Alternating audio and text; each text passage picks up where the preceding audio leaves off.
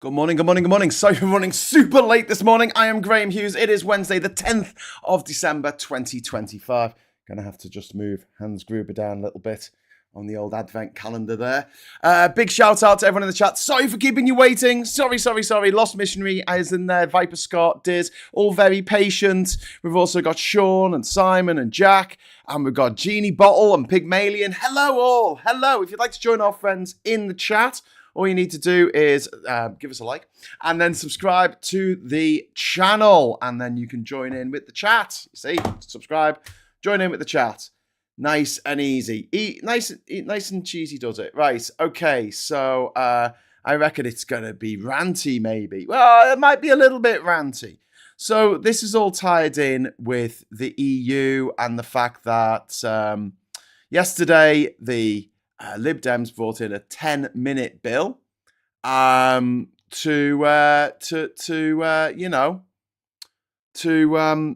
rejoin the customs union. Well, not the customs union. It was a customs union, right? It was a customs union. And this is symbolic, okay? It got through 13 or 17 Labour MPs voted for it, some of whom were Lexiteers. So it's a bit odd. It's a bit of an odd thing to do. Maybe they feel guilty about being so stupid.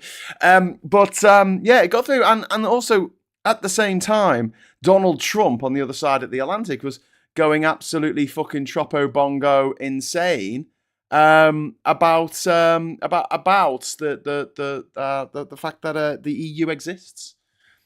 Now, why would Trump be going on about that all of a sudden? Why did he suddenly go on this big mad rant about the decadent EU? Was it decadent? Is that the word he used?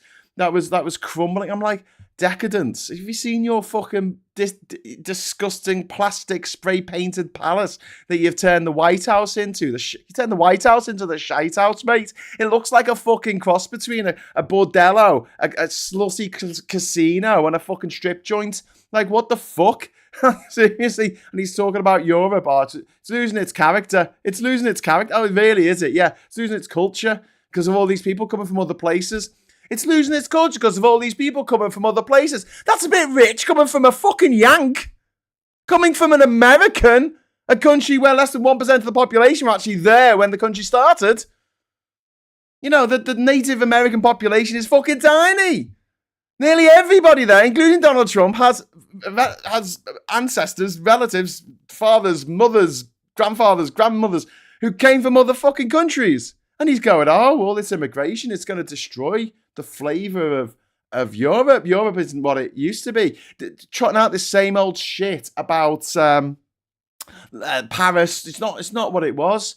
The same shite that you hear all over the internet about all these crimes committed by asylum seekers. It's no higher than the crime rate anywhere else. But isn't it interesting? There is an absolutely horrific story out of Wales. And please don't look it up. Please do not look it up, okay? Just trust me on this one.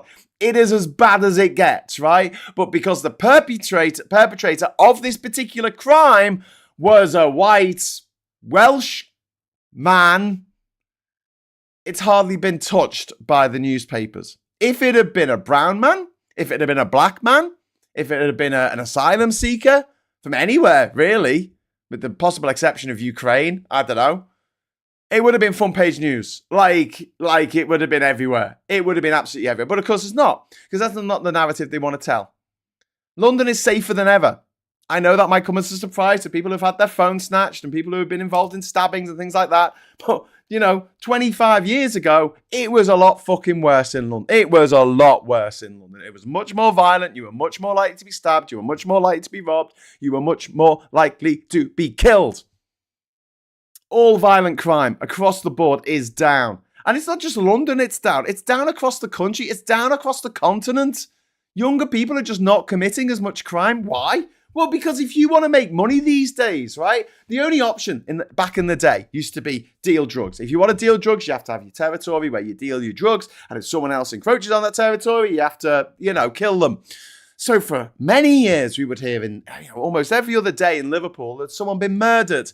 And it was a drug-related offence, drug-related murder, drug-related murder, drug-related. And that, because that was the only cheap and cost-effective way of committing crime. It was a lot easier to deal drugs. It still is.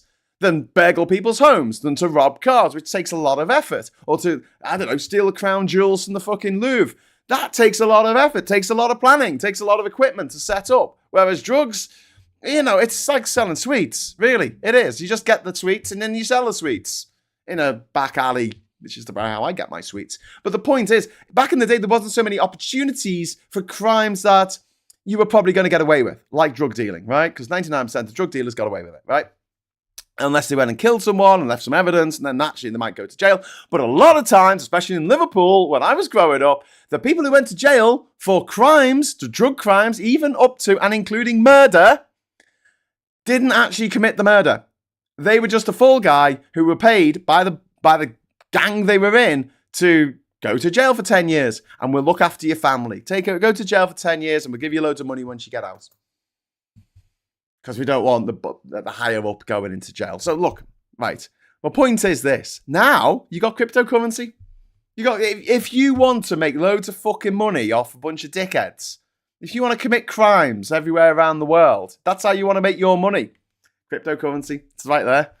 So all these kids are staying at home and getting on the internet and mining for Bitcoin rather than burgling my house. So thank you. Thank you to all the fucking crypto farmer people. The people trying to get me to buy crypto. I hate that. I understand, right? I get it. You've got a commodity. If you sell it, it's a pyramid scheme. It makes your commodity worth more. So if you get more people on board, it makes your commodity worth more. Okay. So I understand the drive. It's like the Jehovah's Witnesses. For many years, they were told by the bookseller who set up their religion that if they gave away loads of books, right? Watchtower and Bible Inc., whatever it's called. They sold loads of books from this publishing company. Sorry, I say sold. They bought a lot of books and then they gave them out to people for free and then bought more books. So they would end up giving maybe half of their income to this organization, to this publishing company called the Jehovah's Witnesses. If they did that, that they'll go to heaven, right? But then the people who run the Jehovah's Witnesses, the LLC or whatever it's called in America, the corporation that makes billions of dollars every year tax-free, that makes these books and pamphlets and things, prints them all, they realized they weren't selling enough of them to the Jehovah's Witnesses, who then gave them away. This is brilliant. You talk about mixed level marketing, you talk about pyramid schemes, and this is the best one ever. You get people to buy your product from you, your books and your pamphlets, right? And then you get them to go door to door to just give them away for free and possibly get more people on board to buy books and give them away for free. But they realized, it was about 1930s, I think, they realized that they weren't selling enough books, right? So what did they do at this point? Because they told these people, these Jehovah's Witnesses, that they were going to go to heaven and everyone else wasn't, right? Or they were going to go to a special VIP section of heaven, like behind a velvet rope, and they'll be able to be behind the robe, and whatever happens behind the rope is wonderful. And the other side of the rope, it's not quite as wonderful. It's the VIP section of heaven. It's the same VIP section of heaven that exists for martyrs, that exists for the 9/11 hijackers. They get to go to the VIP section of heaven, not just any old heaven, the VIP section. This is something that humans actually believe. And I want to do a series like Hello from Mars or something, where we meet someone from another culture, another planet, another civilization, and we try and explain this shit to them. Anyway, what the Johos did, right, is they made it so that it was only the best 3,000 or something Johos who were really, really good at giving books away and buying lots of books. So the more books you sell and the more books you give away, the more money you make. So, criminal enterprises, as I say, it's just a bit easier now. It's just a bit easier to commit crime without actually having to smash the window of my Fiesta. Okay, cool. I'll take it. You go commit crime over there. But the problem is, all this crime is funding Nigel Farage, Vladimir Putin, Donald Trump, Elon Musk, and others. And they are using this money, this crime money, this money that has been extorted out of people, conned out of people, swindled out of people, to do great evil. And there's not greater evil in the world right now than Donald Trump and Elon Musk. The two of them are the most evil fascist fuckwits in existence. I hate both of them. They both have a cult around them of these adoring fanboys who go like, oh my God, he's the most perfect man who ever lived. This crazy man whose stepsister is also his stepmother. Yeah, Great genes, Elon. Have lots of children, Elon, because we really need more of your fucked up fucking family genes. Anyway, so to go back to a few days ago, the EU, or last week actually, the EU fined Twitter, which is this platform that Elon Musk bought with Saudi money so that he could control the narrative in the West.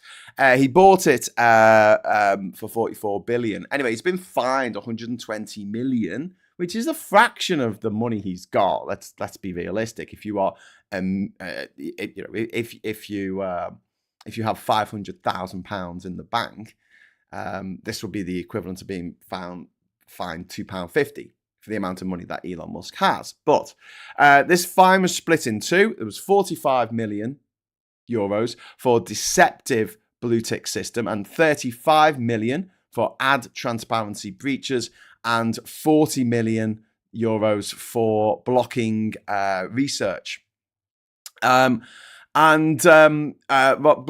researcher access to public data. And the EU ruled that the blue tick system was misleading because users could buy verification, making authenticity unclear. Hence, we saw, was it one of those big pharmaceutical companies in America? Someone pretended to be them with a blue tick and said they were making insulin medication free and wiped out, 100 million from their fucking stock price. Wow. And the EU said the design exposed users to scams, impersonation and manipulation, as we saw a couple of weeks ago when for one day only, we could see where these accounts that have been set up to trumpet Trump and to go for Brexit and Farage and blow smoke up Elon Musk's ass were all like not based in the US or the UK or wherever. They were based in like India and Nigeria and places like Sri Lanka. Scam artists who just make these pages to make loads of fucking money, and they know that clickbait works. They know that rage bait works. Rage bait, is that the word of the year according to the Oxford English Dictionary? Rage bait. And Cumry says, how many people have forgotten Cambridge Analytica already? Are we already that smooth goldfish brain? Yes. Yeah. People have completely forgotten about it. And, I mean, go back and have a look at the discussion that me and Phil had last Friday, because I'm like, we should look into this. And Phil's like, no, it won't work. And I'm like, I still believe that, like, an investigation into this, a proper parliamentary investigation into interference, foreign interference, specifically Russian interference in UK politics, it would be a good thing. And I think it's something that, needs to be done, absolutely. And it would be a bold step. And we need bold politics. I'm not trying to advertise Zach Polanski's podcast here, but no, we do need policies that are coming in that make people think, oh, something's being done. At the moment, half the population of the UK believe that the Russians interfered in the Brexit fraudulendum. I don't give a fuck what the papers come out with afterwards. And oh my God, Keir Starmer, he had a fucking beard. He went ballistic. So give him something to go ballistic about. And make them look like massive hypocrites. Stand up every morning when you do your press conference. They don't do this. They've got a TikTok account now for some fucking reason. Go and do a press conference every morning. 9 a.m. press conference, right? At Downing Street. Get all of the fucking press there. And stand up and say, oh, isn't it interesting? These papers are having a go about us doing this investigation into Russian interference. I wonder what they've got to hide. Maybe we should do an investigation into, I don't know, newspapers and the fact that they're a self-policing state onto themselves. They're a law onto themselves. They decide what the penalties should be. They decide what is right and what is okay to print on the front cover of their fucking shit rags. But yeah, anyway, so the EU has said that the X failed, or Twitter failed to provide a public list of advertisers as required by the Digital Services Act. It also failed to provide researcher access to political content data, and decision followed a 2-year investigation by the European Commission. Yeah, it might take 2 years. It might take a while to do this kind of stuff, but it's fucking worth doing. And the DSA allows fines of up to 66% of global revenue. And X's revenue was estimated at $2.5 to $2.7 billion in 2024. 3 other investigations into X remain open, including content regulation, illegal content reporting mechanisms, and algorithmic amplification of harmful material, which we all know they do, but, they've got to go through the due process to prove it.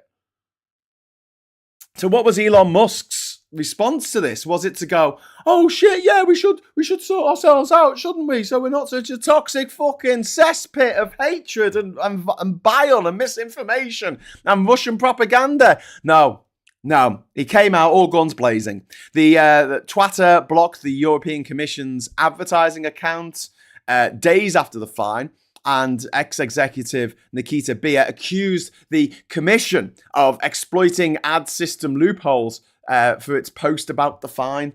What? Are you moaning about the fact that they used your platform to tell your platform that they had to pay a fine, and why? To the users of the platform who have been abused by this platform, they're like, you can't use our platform to tell our users they're being abused and lied to and treated like fucking saps.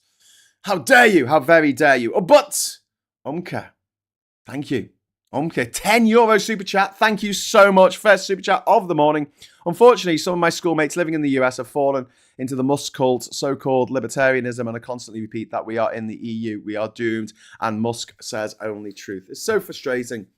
Libertarianism has never worked. I mean, like, communism works in Kerala, in India, right? It's a state in southern India. And communism works. They call themselves a communist party. They're not. The socialist. But, that's an example of it working. Libertarianism has never worked. They have tried to set up numerous times libertarian settlements, and they always collapse within the first couple of years. Sometimes in just a few months. They collapse because you can't just pay for things when you need them. Society just doesn't work that way. You can't just pay for the police to come to your house when you've been burgled. Right, you've got to pay you got to pay your taxes. You've got to pay your council tax towards the emergency services. You've got to pay for road maintenance. Who's going to maintain the road? Who's going to clean the fucking sewers? Who is going to clean the fucking fatbergs out the fucking sewers? And we just pay someone to come along and do it. What, after your house has been flooded with shit? Okay, cool. What a great system. What a great fucking system. Yeah, let's have no preventative measures in for anything. We'll just deal with stuff as, our houses burn down. Always failed. Libertarians are always rich. They are nearly always nepo babies. They are born into money. They've never had to worry about scrambling down the back of the sofa for 20p to put in the lecky meter to put the fucking meter back on. They've never had to worry about that. They never had to worry about not having a phone for 2 weeks. Well, it gets replaced by the GPO. They never had to worry about going down the old dock road looking for pallets that you can burn, because some pallets you can't burn because they're fucking full of toxic chemicals. But some you can. There's a little stamp and you need to check out the stamp, find the stamp. Okay, take that home with you, get the axe out in the backyard and fucking smash it up and burn it to stay warm in winter. They've never known that. They will never ever know that. They'll never know what it's like to turn up outside the dock at fucking, 4 o'clock in the morning and then be told that there's no work today. Just have the few people picked to work and then that's it. The rest of you sling your hook, off you pop, go home. No work for you today, no money for you today. They'll never know. They'll always have rich Uncle Monty money bags on the speed dial. Hey, Uncle Monty, money bags. Oh, how you doing? You can have some money, please? Yeah, sure. Why not? They'll always have it. Nikita Beer, this is an ex-executive. She, I should say, Twitter executive. She said the commission used a rarely accessed account to trigger an exploit that mimicked video behavior for wider reach. What? What are you even fucking talking about? What? They posted something on a Twitter account that they don't use very much. I don't use Twitter very much. I've got one account that's still kind of active. My others have been suspended for calling Elon Musk a fucking cunt. And the one that I've got still active is called I Follow Bigots. Doesn't say anything. It just follows bigots. That's all it does. So J.K. Rowling and Boris Johnson and Julia Hartley-Brewer and all those fuckers. It just follows all that lot. It just follows bigots. That's what it does. But anyway,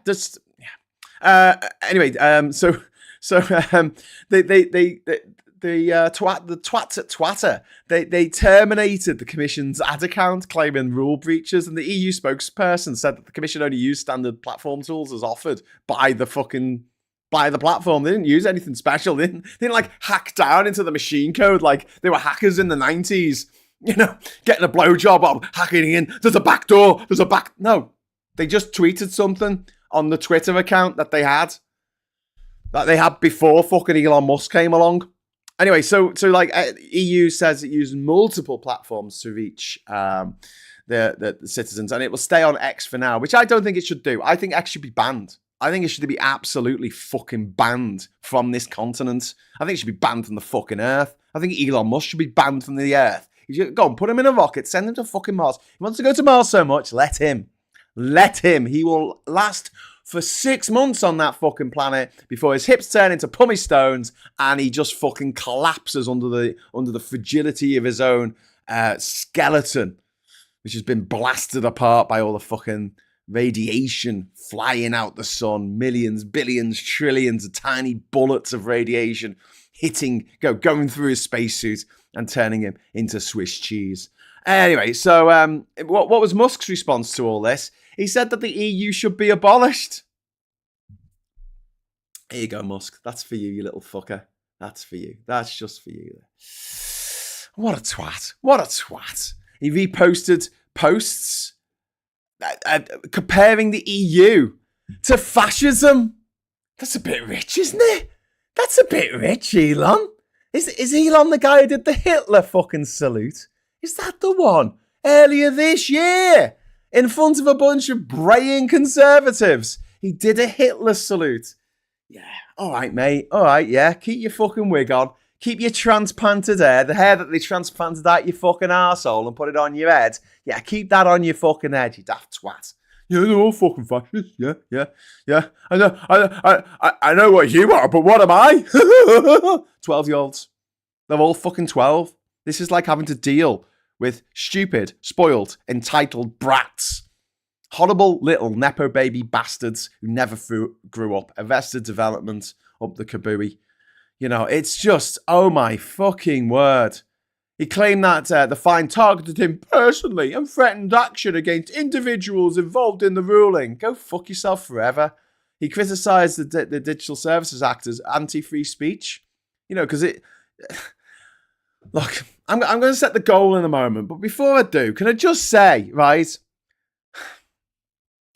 There is no level playing field for free speech. Look at it this way. Do you think that Doreen, who lives down the road at number 17, do you think that she has the same level of free speech when she posts something on her Facebook to her 13 mates as the richest man in the world who owns a major social media platform like Twitter? Do you think that's on a level? Do you? Do you really? Do you think that the trans kid, right, living on the other street, who's on the computer at night, you know, saying trans rights are human rights, do you think they're going to get the same amplification of their free speech message as Rupert fucking Murdoch, who owns News International, Fox fucking News, The Times, The Sun, and all the rest of the shit? Do you? Do you really think there is on a level? And this is where these fucking tech bros, oligarchs, rich cunt motherfuckers boil my fucking piss because they pretend it's a level playing field, which is a bit like having a big fucking Tesco Extra and you've got a lemonade stand next to it and they're like, yep, it's a level playing field with this lemonade stand. Yeah, no, it's not, because that lemonade stand is having to pay a lot more fucking money for the lemons than you are. The greengrocers are having to pay more for their fruit and veg than you are, and therefore they're having to sell it for more. How is that a level playing field? How? Explain. You can't. Unka, thank you very much for the €5 super chat. Henry Ford loved the German moustache guy and tried to build his utopia city in Amazon jungles, and he failed miserably, but no one remembers it. I remember it. Fordlandia, it was called, in Brazil. Fordlandia. And it was they were going to make rubber. They were all going to make rubber and they were going to live. And people weren't allowed to have extramarital sex. And they gave out pamphlets of like, it was going to be this perfect city where everyone lived together. And it was all very fucked up. And it was a massive fucking failure because humans are humans. They're not ideal. They're not, they might be idealistic. But we're all fucking frail. We all fuck up from time to time, you know? And society needs to be there to help pick up the fucking pieces when we fuck up. And that's a shit thing to say, I know, but like, it's not always our fault that we fuck up. Sometimes it's just a force majeure. But we fuck up time and time again. And if society isn't there to help all these little fuck ups all over the world, then society collapses. It's as simple as that. Anyway, talking of societal collapse, I'm going to put the timer on for 1 hour for 10 super chats. Do you reckon that's doable for 1 hour? Do you reckon? Come on, I started a bit late today, so I've left it a bit late to do this, but I will do it now because I'm nice like that. I'm going to start the goal. Start the goal. 10 super chats, any flavor you like. It's all good. So by claiming the EU uses a loophole, they're freely admitting they have a loophole they haven't closed. Interesting. Well, exactly. They used a loophole. They got down to the machine code. There's a back door. Because the way that hackers worked in the 1990s, it wasn't like just trying to guess someone's password, which is invariably password. They had to take it down to the machine code. Yeah. And then they had to solve a 128-bit encryption code. Yeah. All right, mate. If you say so. So yes, Musk and his allies have framed the ruling as censorship of America. Bit rich coming from a South African, but whatever. And X.AI and X have not released an official corporate response, however. And EU spokesman says that the decision is strictly about transparency, not content moderation. I think it should be about content moderation as well. I think X should be banned off the back of this and the reaction. So US officials jumped on the bandwagon with Marco Rubio, the US Secretary of State, saying that effectively the foreign secretary of the US, saying that the EU was attacking American companies and censoring Americans online. Which is funny because most of these pro-America accounts are actually based in India. So you're wrong there, Marco, little Marco. Yeah, you're wrong. They're not censoring Americans. They're censoring Sri Lankans, mate. They're censoring Nigerians. Yeah, Botswanans. Those motherfuckers from, Malaysia, Singapore, Indonesia. What are they doing? Fucking Vietnam. Yeah, Cambodia, Laos, Burma, Myanmar as it's now known. Motherfuckers, Bangladeshis. They're censoring us. The fuckers. How dare they? There's a poor bastard from Uzbekistan. Like, what are you doing? I'm getting censored along with Tajikistan and Turkmenistan and Kyrgyzstan and Kazakhstan and Afghanistan and Pakistan. We're all being censored. Why can't we write this pro-Trump bullshit that is trotted out by fucking bot farms that are based in our countries? God, it's so unfair. Oh, it's so undemocratic. Oh. What a load of fucking bollocks. Big, sweaty bollocks. Anyway, George only. Thank you very much, my friend. 1 super chat. Ooh, that's very kind of you. Very kind. Indeed. Anyway, so that was the response from Marco Rubio. FCC officials echoed these accusations of censorship and regulatory hostility to US firms owned by a South African. Who also has Canadian citizenship as well. He's got citizenship in 3 countries. Can you do that? No, you can't. You're not rich. US ambassador to the EU, Andrew Pudze, called this fine absolute garbage and labelled the DSA as excessive regulatory overreach. Pudze.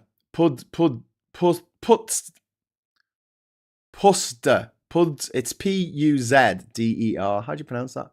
Pudze. Let's call him Pudze. Trump-aligned officials have suggested that the EU reconsider its tech regulations if it wants tariff reductions, because of course it has. And the EU officials have rejected the links between the fine and US trade discussions. And the EU reiterated its sovereign right to regulate platforms operating in Europe.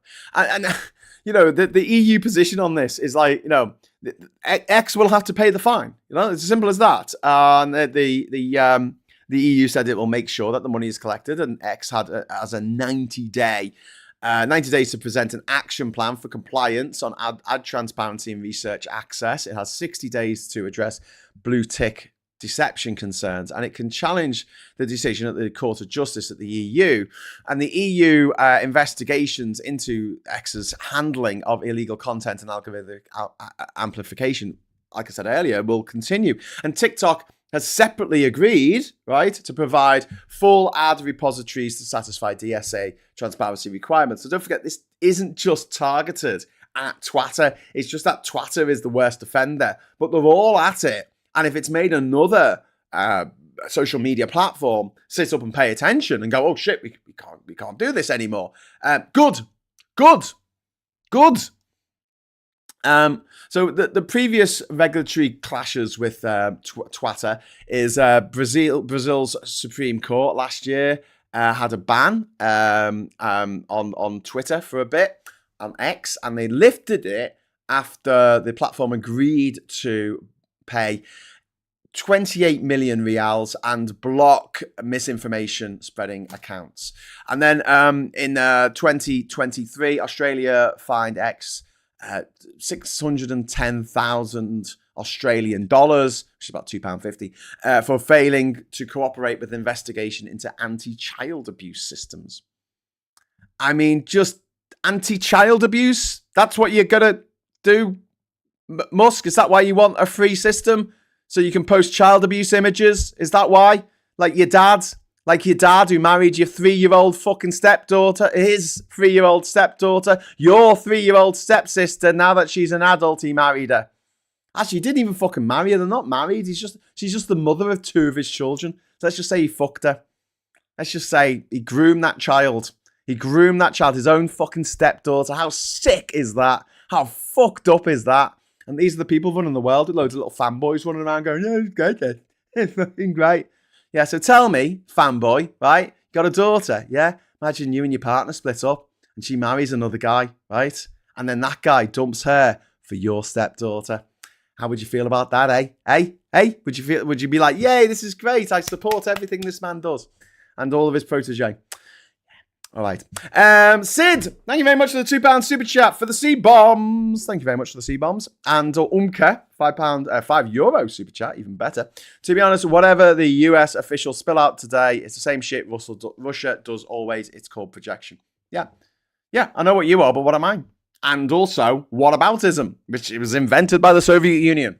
Yeah, you think this is bad, but what about blah, blah, blah, blah, blah, blah, blah. It's like, no, I'm not talking about that right now. You know, we're talking about this particular issue. This is what we're talking about. Yeah, but what about this? No, we're not talking about that. It's fine. This episode of this show, okay, right now, we're talking about Elon Musk and Twitter and the EU fine and the US response to that EU fine, which has been so over the top and hysterical. It's hilarious, but also very, very disturbing at the same time. I mean, hilarious and very disturbing is a great way of describing this particular era of humanity. But we're not here to talk about the fact that the Forth Bridge needs painting. Like, it's got nothing to do with it. But what about the Forth Bridge, Graham? What do you think about that, eh? It needs fucking painting all the time. There's someone out there all the time fucking painting. Yeah. Okay, cool. Anyway, so Trump has intervened on this, and he's done an interview for God knows some fucking news network, and he criticised European nations as being weak and decaying, which is funny because this is a guy who can't even lift up a fucking glass of water. He said European leaders rely on political correctness and don't know what to do, which is absolute bollocks, because we do know what to do, and that's why Europe is the most successful. The EU is the most successful trading union in the world, and Europe is the most successful continent in the world with the most happiest people in the world. It just is, and the richest people in the world. There's more rich people living in Europe than there are in America and Canada combined. There just are. People who have a decent standard of living. Something that America doesn't give a fuck about. You either do really well in America or you're on the streets. One of the two. And Trump's attacked European migration policies. And as I said earlier, this is fucking hilarious, isn't it? Claiming Europe could become non-viable without border changes. This is America that up until the 1920s had a fucking free and open border to pretty much anyone who wanted to go over there. And then they tightened it up a little bit to make it more racist. But, for a long time, you could just fucking turn up. And even after the 1920s, if you were white, you could just turn up. Did that affect America's character? Did it affect America's soul? I don't know. I don't think so. I really don't think so. I think the brash, brazen, ugly, tacky America of the 1920s is still very much intact now in the 2020s. In fact, I think it was a bit classier back then. Maybe the immigrants brought all the plastic shite that Trump absolutely fucking loves. Could you put some plastic shit on the walls, please? Could you spray paint it gold? Spray paint some fucking plastic tat and put it on me fucking wall. Like a fucking child. Like a fucking dick-headed fucking 12-year-old spoiled little fucking rich kid brat. He said he would endorse preferred candidates in European elections, including far-right leaders like Viktor Orban, who's already been in charge of fucking Hungary for, 15 years now, is it? What a gobshite. Hopefully he'll be out on his ear next year. One to watch. And he's dismissed European diplomatic involvement in Ukraine peace efforts. He suggested that Russia holds a stronger position in the war when it absolutely doesn't. This is a narrative that Russia trots out that Russia's strong. And it's like, Russia's like, it's like a drunken old fucking kickboxer or something. Seen better years, and he's like, "Yeah, I will kick your ass," and like tries to get out of his seat and breaks his fucking hip in the process. And he's like, "Russia strong," as he collapses into a heap on the ground. Russia strong. It's about like the Black Knight in Monty Python, Holy Grail. That guy. Oh, it's just a flesh wound. It is just flesh wound, I tell you. Russia is getting its arse fucking kicked at the moment. It's had its navy wiped out. It's had its Black Sea fleet wiped out effectively by a country that doesn't have a navy. It's been 3 years since the invasion. Nearly 4 years since the invasion, right? And have they actually managed to stop the? Have they actually managed to get air supremacy over the areas of Ukraine that it controls? No, it's never had air supremacy. They don't have enough Russian soldiers. They have to buy soldiers from cheap soldiers from Chad and Temu and North Korea and other made up places that don't really exist, do they? I don't know. Do you know anyone who's been to Chad? It's spelled with a T, It's actually TCHAD. Which makes it sound a little less like a high school jock in American high school. But, get the soldiers, put them on the front line. Russian soldiers don't want to do that. Russians don't want to do that. They're having to get, like, fucking criminals to go on the front line. Imagine if Ukraine did that. The mileage that Russia would get out. Oh, look, they are using convicts to fight because no Ukrainians want to fight. Yeah, right.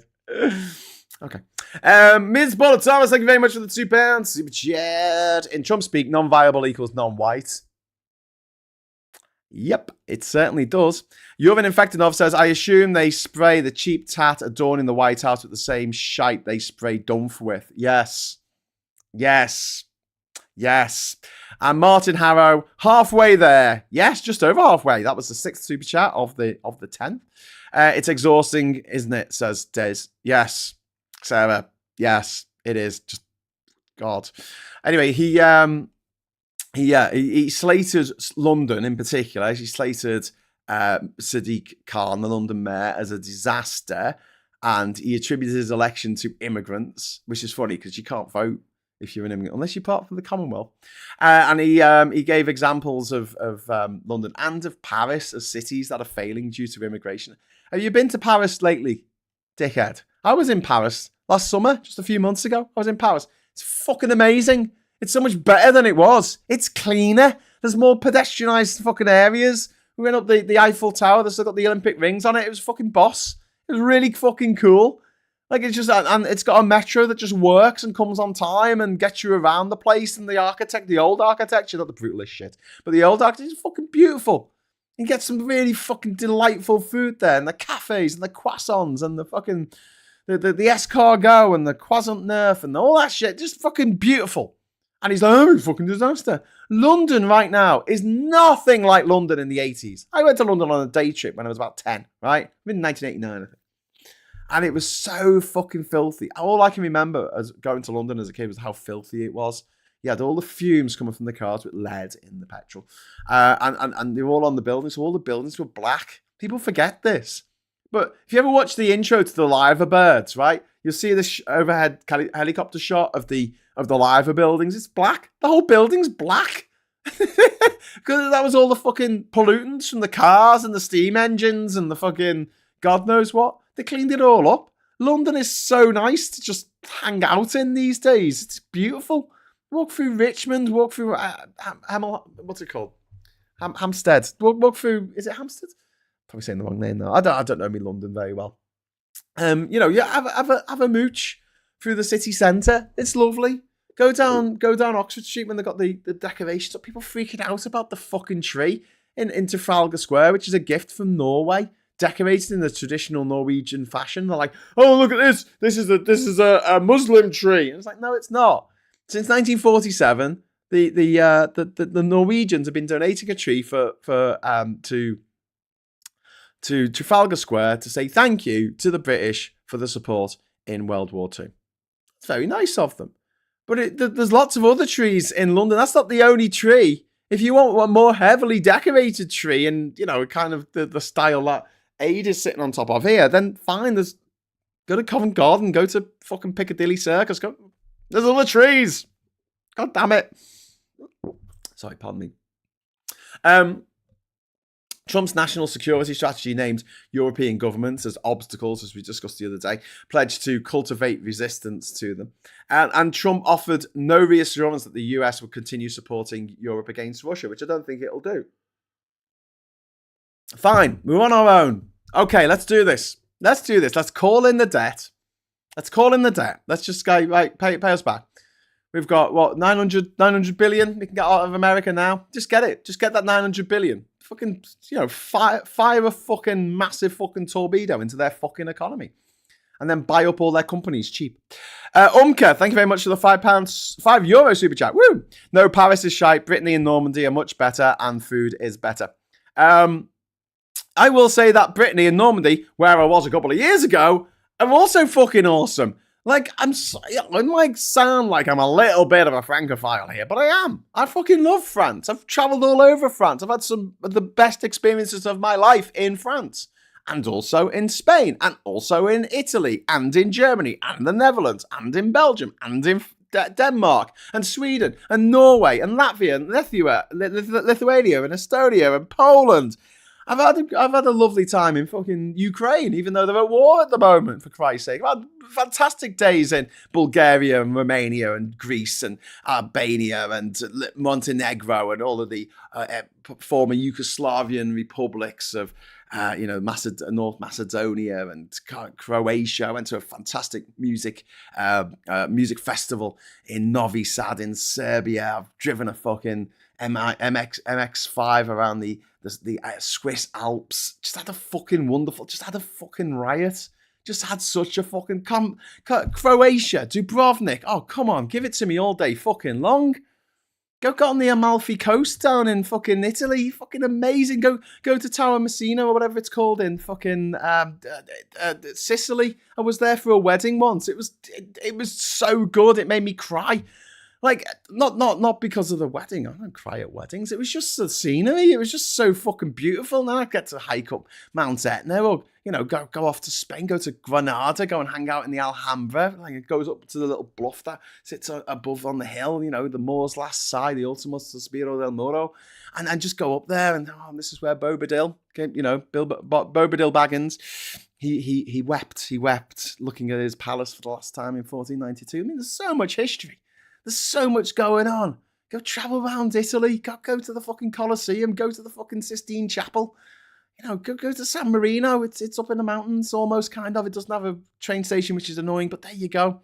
Oh, Andorra, another country. It's just still up. It's up in the mountains. It's fucking amazing. It's expensive, but it's amazing. You don't use your phone while you're there because it's not included in the EU roaming zone for some reason, and it's like £1 a message to send. But yeah, it's just fucking incredible. Go around the Greek islands, go to Cyprus, go to fucking Turkey. Just the idea that this continent, the greatest continent on earth, by a fucking mile, the provider of the innovation and the stories and the tales and the legends that permeate just everything that America does, like specifically America. And I'm not dissing other continents right here when I say this, because there are some incredible stories from China, from Japan, and Korea and India and Nepal and Bhutan that never get told, right? They never get told in America, right? They get told in their own countries, but they don't get told in America, right? But when you talk about the influence, right, of our continent on their shit heap of a continent in America, no offense to Canadians, okay, let's just say continent, let's say country, right? In which it's America in all directions, the same fucking burger everywhere you go. They essentially live in capitalistic communism, where you get the same food, the same protein pill, the same here you go. Here's your same bread that you get on every same fucking burger in every fucking place that you buy a burger from. Tastes the same, whether it's fucking Arby's or Burger King or Carl's Jr. or McDonald's. It fucking tastes the same. It's just a different fucking sauce, innit? Just fast food, fucking communist food. That's what that is. They just want everything to be the same everywhere. You go to the same shops, the same warehouses, the same things to buy your stuff, same parking lots, the same cars, and the same, old Arnold same. He's getting the feeling once again, just fuck.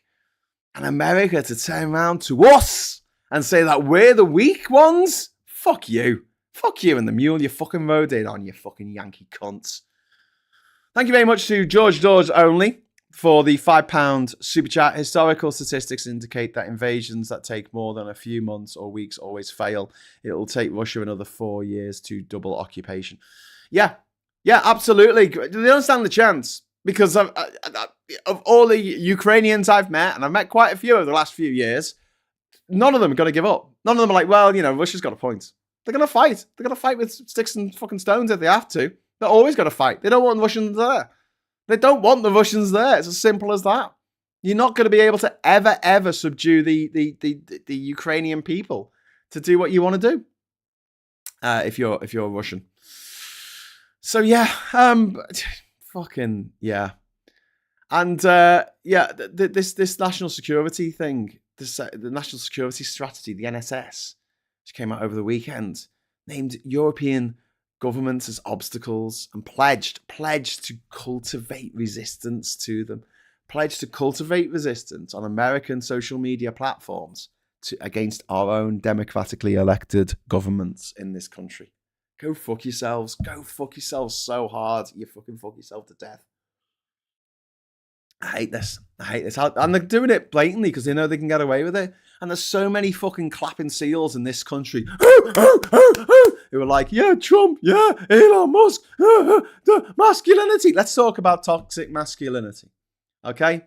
Nick Fuertes, and this is no diss on virgins. This is if maybe you might be asexual, maybe you're just not being very outgoing, maybe you're asexual or whatever, right? No diss to those people at all. But Nick Fuertes, who has gone out on a platform of being this alpha male, I hate women, misogynistic fucking bullshit, right? Who has all these young men following him.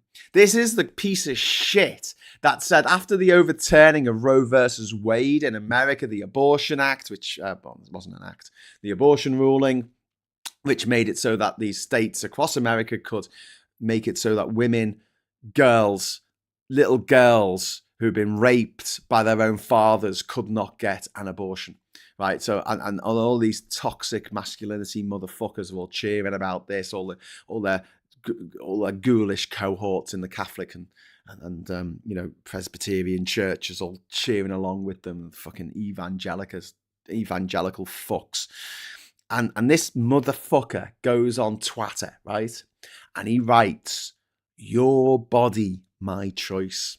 As in, I'm free to rape you women, and then you have to have my baby.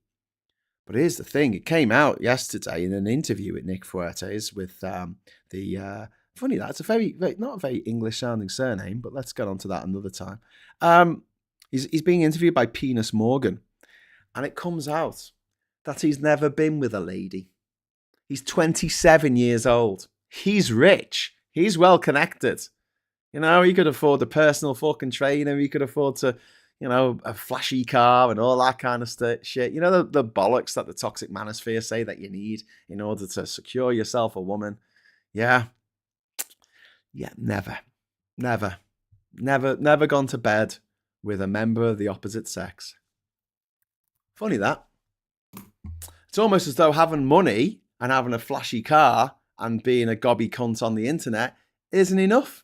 Maybe you've just got to be a good person, which he's not. So long may this continue to be the case. And you look at Andrew Tate, not for too long, he's a chinless cunt, but Andrew Tate, he has to pay for it, doesn't he? No women that sleep with him voluntarily. Elon Musk, fucking hairless cunt. He doesn't get it, does he? He's got to pay for women to father his children. Which he probably does via IVF. Because why would you want to go anywhere near that fucking horrific pile of shit? Do you think Trump's getting any? His wife doesn't just sleep in a separate bedroom. Trump's wife doesn't just sleep in a separate fucking house. She sleeps in a separate fucking building in a separate fucking state to her fucking god-awful husband. And all these little fucking knobheads, right? Like Fuertes and Musk and Trump. All of this is out of sexual frustration, isn't it? All of this is just, why do you have it off with me? Like Rick from Bottom. That's what they are. Rick from Bottom. That's who they are. They're just richer versions of Rick from Bottom. Going, don't know how to talk to women. Don't know how to treat women correctly. You know, just go, oh, you got a smashing blouse you've got on. And them saying to dress. That's who they are. That's who they are. But that was, it was quite a stunning revelation, but at the same time, it was to be expected. Like it wasn't as shocking. It was stunning, but not shocking, let's say. Anyway, so thank you very much for Miss Paula Thomas's very kind £5 super chat. In the words of Captain Blackadder, Russia has advanced with the speed of a drunk gnat with heavy shopping. Yeah, well put. It is not moving anywhere. Urbane Legends, thank you very much for the £2 super chat. Fuertes is well known to be gay. Yes, thank you very much for that super chat. And also, thank you very much for triggering the confetti. Christmas confetti. It's all really beautiful. So thank you so much for that, my friend. It's very, very kind of you. Yes, Fuertes. He doesn't like women. Let's put it that way. Really doesn't like women. But then to go on the internet and write your body, my choice. No, Nick. No, it turns out that women wouldn't go within 100 fucking miles of you, you horrible little man. And he is a little man. He's a horrible little man. But yeah, interesting. That guy was a rival to Charlie Kirk. Yes, they both hated each other. Yeah. I mean, Charlie Kirk has probably had a lot of issues since his wife was having sex with the Vice President of the United States, J.D. Vance. They had a threesome on a couch.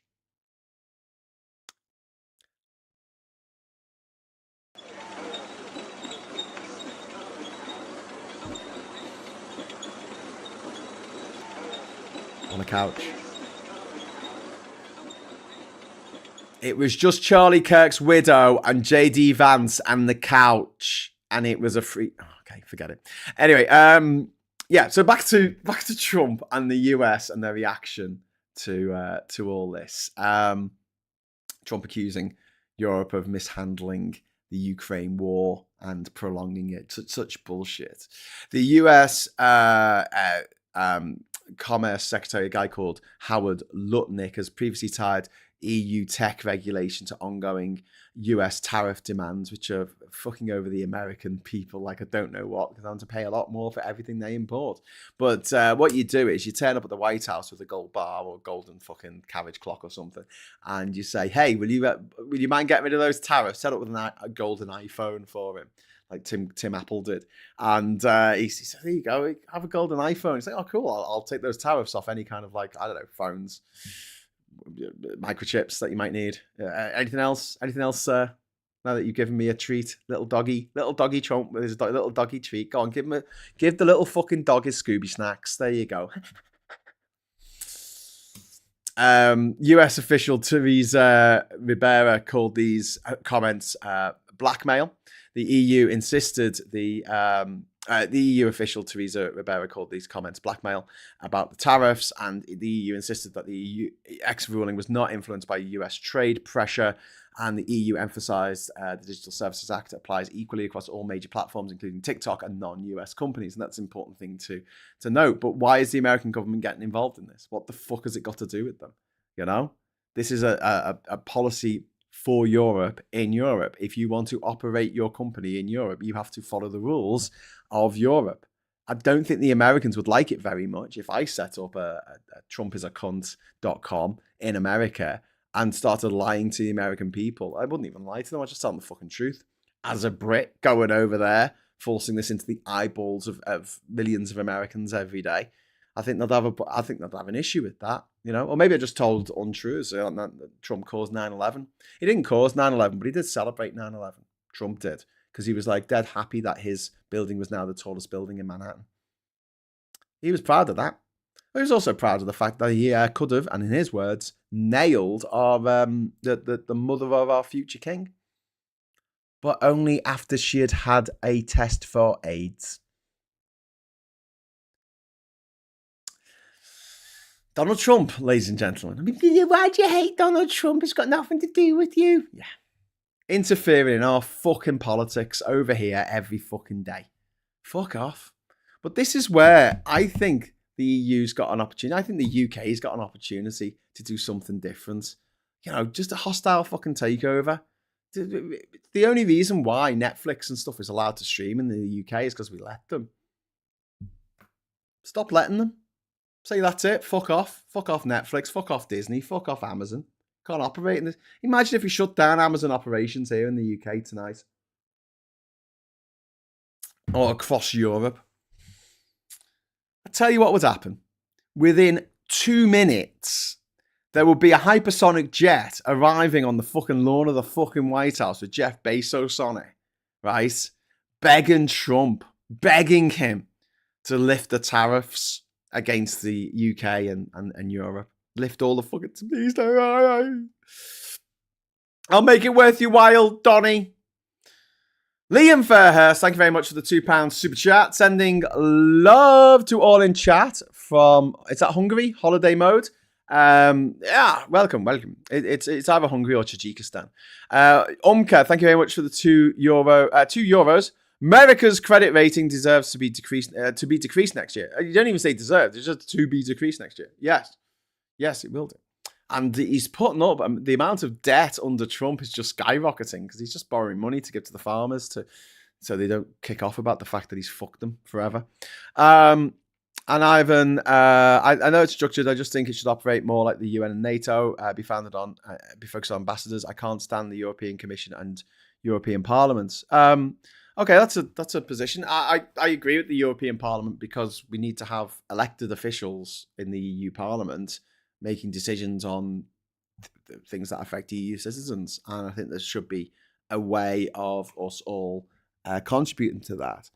Now, the way it was in the 1970s, yeah, it was just officials and ambassadors and stuff until the EU Parliament was actually formed in, 1992 was it?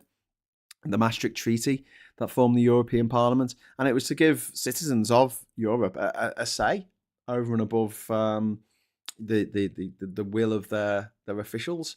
One thing that I do disagree with, though, in the Parliament is things where the one country has a veto vote over something the other 26 members want to do. I think that needs to be addressed, and the fact that Hungary and the Czech Republic in particular have been really, really dragging their heels on any kind of sanctions or any kind of punishment meted out towards Russia. But I wouldn't throw the baby out with the bathwater. I think the EU, like Lost Mission said, the EU does need to evolve, but I wouldn't get rid of the EU Parliament. No, absolutely not. Diz says I like some democratic accountability. Yeah, I agree. Anyway, so finally, we'll just talk about why the Digital Services Act matters. It enforces platform accountability on illegal content, ad transparency, and manipulative design. It requires platforms to provide searchable repositories of all ads. Why? Well, because platforms like Facebook in 2016 ran adverts via Cambridge Analytica research, so they knew exactly who to target, adverts for Leave.eu and Vote Leave, who both broke the law in that referendum. They ran ads that said things like the EU was going to take away your cup of tea and kill the polar bears. Like, these ads have to be seen to be believed, but they exist. This is what these ads said. Absolutely hideous that this happened. And it requires, the DSA requires data access for researchers monitoring political manipulation, and it requires that a blue tick system must clearly indicate authenticity versus subscriber features. You know, if you just subscribe to a platform and with a stolen credit card, yeah, that's not a great way of policing who is actually who. And Twitter ran into a lot of problems at the start of all this, where so anyone can have a blue tick with people pretending to be other people, and Twitter just allowing that to happen. And the first, this is the first major enforcement of the DSA since it took effect in 2023. Hopefully, it won't be the last. And yeah, I hope that other platforms, including non-American platforms like Spotify and like TikTok, are forced to get in line on this. And Nick Chat says, reminder, in 2019, Johnson claimed a mandate via Get Brexit Done. Corbyn blamed Labour's rout in the second referendum support. Both complete nonsense. Starmer's red lines are the hangover. Nick, okay, so I agree with half of that. Johnson did have a mandate. I know it's fucking horrible to say this, but he ran on a mandate to get Brexit done, and he won the election. Whatever the leader of Labour was saying at the time was obviously bullshit, because the leader of Labour at the time was a gobshite. He still is a gobshite. I fucking hate him. I think he is the reason why Brexit happened. There was enough internal fighting going on in the Conservative Party and in Labour and all the other parties at the time that meant that, you know, all things being equal, that Brexit should not have gone ahead. There was a time when well over 50% of MPs in Parliament didn't want Brexit to go ahead. Had the opposition had its shit together and not been led by an indecisive fuckwit who can't make a fucking... He couldn't argue his way out of a wet paper bag. He couldn't make a decision. He sat on the fence on fucking everything. And he was a massive fucking Brexiteer. Pretended not to be. Went on holiday during the campaign. Wouldn't share a fucking platform with the other bastard who, you know, said that he was, oh yeah, I'm all for the EU. Said fucking Cameron, the shitbag, who called the fucking referendum in the first place and then left us all to languish in the mess that he had fucking made. But no, the previous leader of Labour was, and I'm going to say this very clearly, an absolutely massive cunt. He still is. And this is why his new little fucking dickhead party is just falling apart at the seams. Because he can't get a group of people in a room to agree on absolutely anything. Because he's a shit leader. And furthermore, I think he's a shit human being. And I know that upsets some people. I know some people think he's the fucking second coming of Jesus, which just winds me up even more because it just looks like Trump to me. He's a left-wing Trump. I have no idea what people see in this motherfucker. He's fucking useless.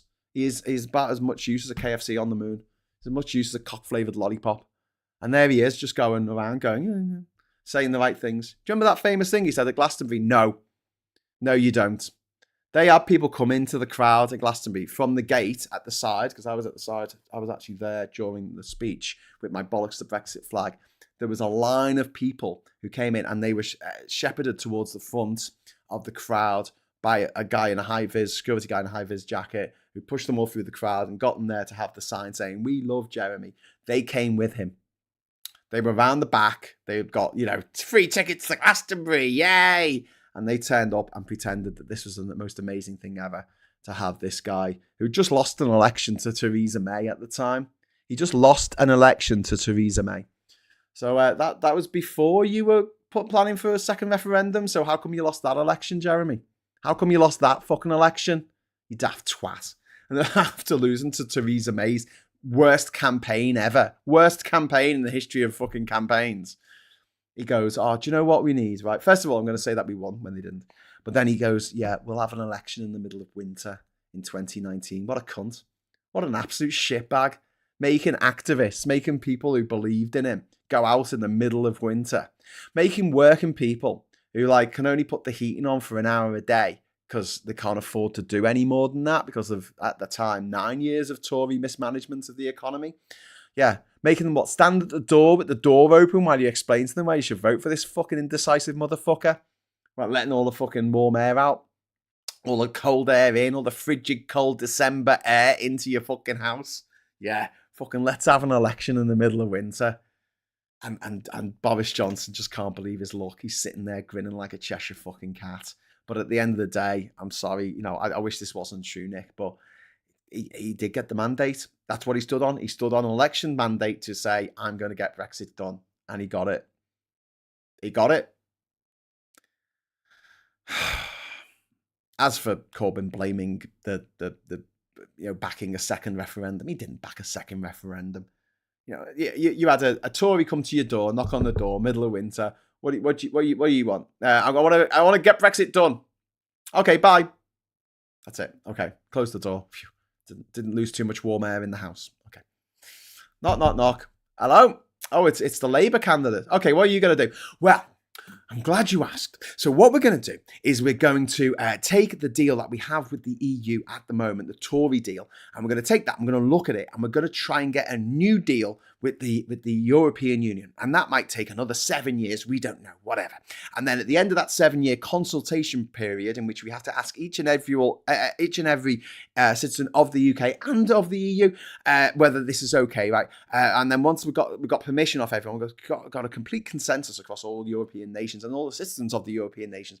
Then what we're going to do is we're going to have another very, very decisive referendum, right? And on the referendum, we're going to have 17 different options on what we do next. And one of those options might be not leaving the EU. Although we're not concerned, we might not do that. What we might do instead is say that here's the options. Do you want this deal? Do you want us to renegotiate another deal on top of the 2 deals that have already been negotiated? Or do you want us to have another referendum to decide if we want to have the extra thing that we want to do? Because then we can have the possibility of not leaving the EU, because some people seem to want that. But Leader doesn't because he's a cunt. By now, all the hot air in your entire fucking house is gone. Do you know what I mean? And you're standing there at the door with this Labour canvasser, and you're like, what the fuck, man? Slam the door in his face. He put Labour Party members and activists through that shit. What a cunt. And people do, he's still the most beautiful man who ever lived. He just wants peace. Now he wants Russia to invade Ukraine and rape the children of Ukraine. Okay? Understand that. That's what he wants. That's not peace. He has a problem with Israel going into Gaza and taking land that's not theirs and annexing land. Yeah. He has a problem with that, right? Yeah. But not with Russia doing it. With Russia, it's like, hey, the Ukrainian people, they shouldn't fight back. Just, let Dr. Sputnik do his fucking work. You just relax while he pulls your organs out while you're still conscious. Yeah, just let Dr. Sputnik do his job, okay? Yeah. That's what he said to the people of Ukraine. Don't fight. Just let the Russians wash over you while they torture and brutalize and rape you. Yeah, man of peace. George only. Sorry for going off on one there. £2 super chat. Thank you. I hate it when they say EU is a dictatorship. Yeah, when it's got a fucking parliament that you can vote for. Well, then people say that about Iran. They say, oh, Israel's the only democracy in the whole of the Middle East. No, it's not. Look at Iran. Do you remember, what was the name of the guy who was like the leader of Iran up until like 2010? Ahmadinejad. Right, do you remember Ahmadinejad? Do you remember him? Right? And everyone said, oh, he's evil. He's the evil incarnate. And, oh, he's the worst person ever. And he probably was. I mean, I didn't think he was a nice guy or anything. But do you know how they got rid of him? Did they have a revolution? No, already had one of them in 1979. Okay, well, what did they do? Was there a political assassination? Was there a coup? Was there a military coup? No, they had an election. And they elected someone else to be president of Iran. That's what happened in Iran in 2010, I think. And Brexit, George only says, but what did get Brexit done actually mean? Well, it meant leave the EU, which we did.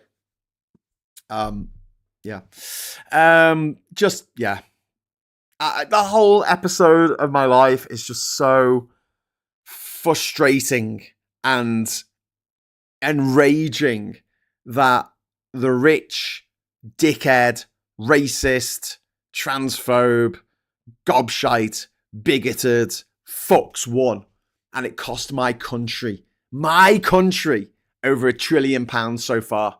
And that's just going to go up and up each year. That's not going to stop. That money could have paid for so many things. I genuinely believe if we hadn't left the EU, we'd be in a better economic situation. I probably wouldn't be doing this. Maybe I'd have a job that paid me quite well. Maybe I'd have children of my own. But I don't. Because my way of making money until the fucking Brexit vote was to travel around Europe making travel videos for fucking companies that wanted me to make a travel video for them because I'm a cheapy, chirpy scouser. And they liked that. They liked my enthusiasm. But once I had to get a fucking permit to be able to work in another country, fuck that shit. We'll get someone who's British who has an Irish passport, like, I don't know, Tommy fucking 10 names. We get someone who's British who has a German passport, like, I don't know, Farage's kids. We got someone who's not British but lives there but has an EU passport but speaks fluent English. Okay, we'll get them instead. Not me. My entire fucking life was derailed by Brexit. And there's that fucking mewling little cunt, fucking Corbyn, sitting there going, oh, well, yeah, well, it's all very posh and really, we have to consider everything. Posh bastard. I hate him. I hate the way he portrays himself as like the working man when he's not. He's a career politician, mate. He went to a fucking private fucking prep school. You know, he went to university, you know. He didn't. He went to a polytechnic because it wasn't a university at the time. He went to North London Polytechnic on a bursary paid for by a fucking union. Paid for by a union. So just have a think about this for a moment, right? Corbyn went to a fucking university at the time of Polytechnic and he had his bursary paid for him. He had his living expenses paid for him by a union, right? Who pays that fucking union? Who gives the money to that union? Working people, working class people, working in factories, working down the docks, working down the mines. They're giving money, right, to this motherfucker to go to university. This posh kid who went to a fucking private prep school, grew up in a stately fucking home, right, with a massive fucking garden, right? And he dropped out. He fucking dropped. He didn't even get a fucking qualification at the end of it, the bastard. He just went, yeah, thanks for your money, lads. Twat. Anyway, and as what us leaving the EU actually meant, asked George George, it meant that we're not a member of the EU anymore. We don't get any MEPs. And we don't have to vote in the elections. We're not allowed to vote in the EU elections. We don't have to follow EU regulations. We can't take things to the European Court of Justice. All that. We've left Erasmus for some reason. We left Horizon, but we're back in it now. We left the fucking Atomic Agency. It's all really shit. What does it really mean? It means £1 trillion less in our economy. That's what it means. 90 billion a year less for the Exchequer to spend on stuff for us. That's what it means. Ivan Ambrose! Oh, hang on. I pressed the wrong button. Oh, shit. That's not good, is it? It's not good when you press the wrong button. Sorry, Ivan. Ivan ends the show by accident. Sorry, mate. Let's try that again, shall we? The bell notification icon there showing me, bell end. Thanks very much to Ivan. I know some people will hate me due to the fact I dissent against the vast majority on this channel on the EU. It doesn't make me a bad person. It makes me a brave person, frankly, for throwing myself into personal attacks. Yep, can anyone... thanks very much for the super chat, Ivan. And no one attack anyone on a personal level. We can all respectfully disagree. But, leaving the EU was probably one of the most devastating things that's happened to me in my life because it fucked my life. Like where I am in my life and where I'm going to be in 10 years, 20 years time has been massively affected by this in ways that, I haven't even fucking considered yet. And a lot of the bad things that have happened in my life since then some of them are very much connected with that, with us leaving the EU. Some of them aren't, but the fact that some of my dear friends who might be mixed race or might be black or Asian, um, getting racial abuse for the first time in their lives is just absolutely fucking horrific.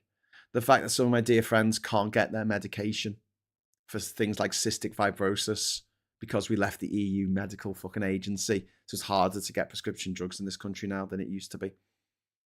The fact that, you know, the so many people I fell out with because of the fucking fraudulent, because we left the, you know, because we left the EU, and you know, they're not with us anymore. I mean, that's not a direct fault of Brexit; they're not with us anymore. But I feel like that whole thing stole those last few years of their life, of us, you know, being friends. Brexit has done so much damage, not just to the economy of this country, but to the fabric of this country. And the EU, it's not perfect, but no one ever said it was. But I did an interview once for Le Monde, the newspaper in France, and the guy came to Liverpool. We met in Liverpool Central Library, and we had a coffee and a natter. And he asked me what the EU meant to me. And I said, well, if you talk to the most British people, they'll say it means it was a trading thing that got out of hand. You know, it was all about trade, all about trade. But to me, it was about freedom. Because I'm old enough to remember when I wasn't allowed to travel around my own continent, when you needed to get visas to go behind the Iron Curtain into East Germany, Hungary, Czechoslovakia as it was then, Poland, Romania, Bulgaria. I remember that. And the freedom to travel around my own continent without let or hindrance means so much to me. And he said, that's interesting, because if you ask people in France, if you ask people in Germany what the EU means to them, the first thing they generally say is peace. And that's understandable, because they were affected by war. Not that Britain wasn't affected by war, but they were affected in a visceral way that left scars on, you know, in their countries that have taken, you know, this is beyond what happened in Coventry and London and Liverpool during the Blitzes, during the Blitz. They are very, very, very aware that for hundreds of years, European countries were in a perpetual state of war, and that ended once the European Union and its predecessors came along. I thought that was really interesting, and it's like me. I'd saying that America shouldn't exist anymore as a country because all the states don't get along, and they don't all have the same voting system, and the president has too much power, and it's not perfect. Why are you not perfect? And I think that's something that is a very easy, lazy argument that people make to say that the EU isn't perfect, so we're best off out of it. No, if it's not perfect, stay in it and make it better. Make it better, because it's the greatest show on earth, mate. It's the only show in town. There's nothing else. There's nothing else like the EU. You've got the AU, you've got the African Union. It's nothing like the EU.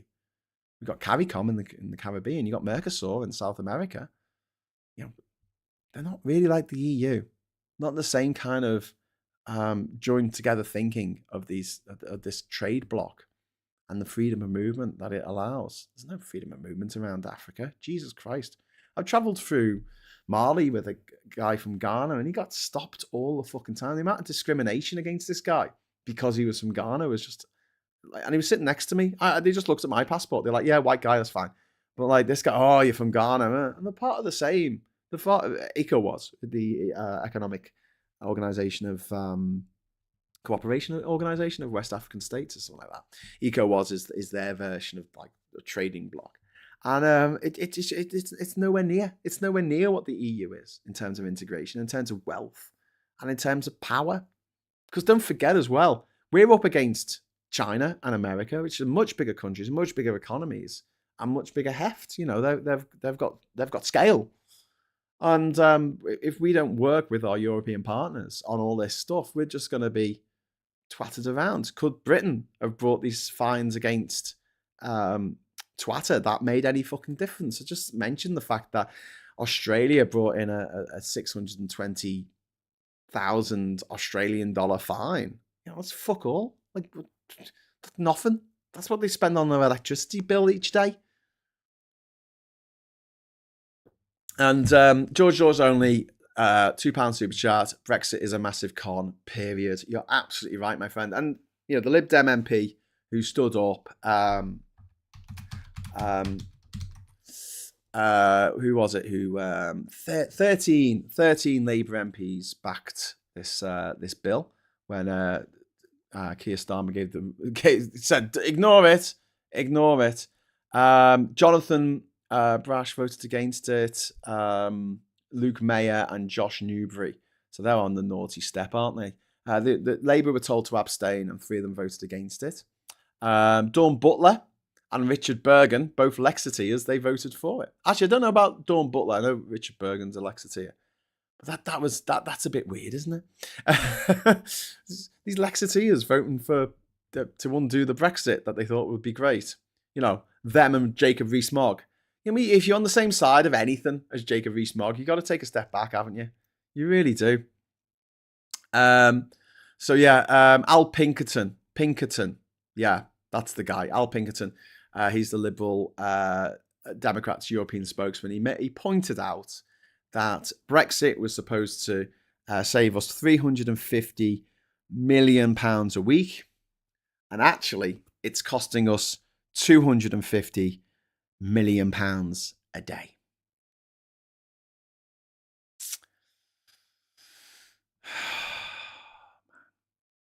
That's 1.75 billion a week.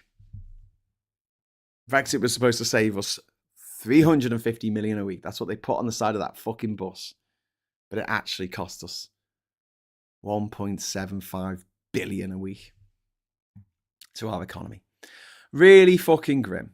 Leaving the EU, says Sarah, has meant someone who's disabled with mental health illnesses. I'm under attack from politicians who want to plug the financial gap caused by leaving with the money I need to survive. Yeah, Sarah, you're absolutely right. We'd have the money to do all this. We'd have the money to do everything Labour wants to do.